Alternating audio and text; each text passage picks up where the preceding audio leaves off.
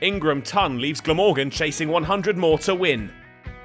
A career best return of 6 for 44 from Joe Leach put the Pears on top against Glamorgan at New Road. The visitors skittle for 139 and the Pears lead up to 279 at the start of day 3. But there was hope for Glamorgan. They'd taken 6 wickets already, only 4 more left until they got their chase started.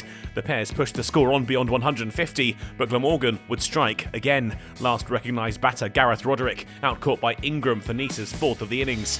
Joe Leach added just 2 before he fell, caught behind, aiming a big swipe at Hogan. Glamorgan were stopped in their tracks by the arrival of Josh Baker. Hopes of a paltry target came to an end with his arrival in the middle as the Pears swiftly moved their lead beyond 300.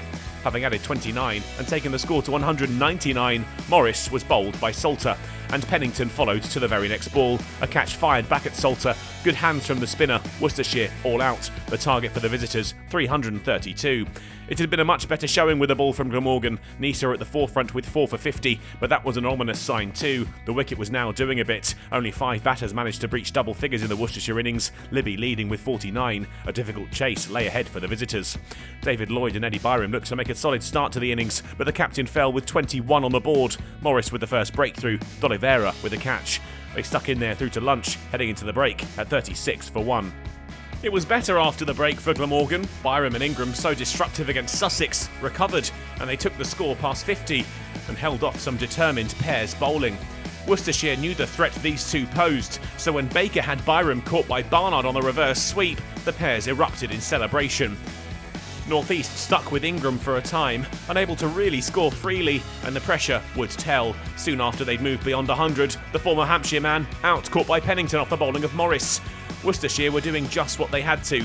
Glamorgan struggling to really get going, but they survived without further damage through to tea, heading into the break needing 215 more with just 7 wickets in hand. A moment to celebrate after tea for Glamorgan. Ingram up to 50 with 4 off Barnard. Fortune favours the brave, and the edge flew away.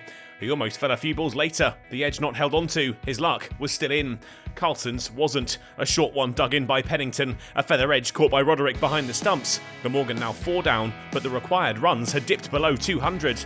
They moved halfway to the target. The Pears still favourites, but Glamorgan making a decent attempt at the chase. Root was just the partner Ingram was after, sticking with the South African and moving the score past 200. Just 132 more needed. Ingram found himself with the 90s and soon had his century. Down on one knee to Baker, 100 runs his to enjoy for the 16th time in first-class cricket. All of them for Glamorgan as the spinner disappeared to the fine leg boundary.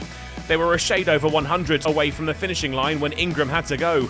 Barnard pumped up, pad smashed, and the umpire's finger signalled the end for Colin Ingram on 102. The hosts couldn't find another wicket before the close. Root now joined by Harris, and the score up to 232 for 5 at the end of day 3, leaving Glamorgan needing just 100 more when they returned to New Road. And they looked the favourites too. Ingram's knock so important, and the tables turned by the visitors. Worcestershire are desperate for wickets, but they'll be keenly aware that Glamorgan bat deep, and the Pears are up against it now.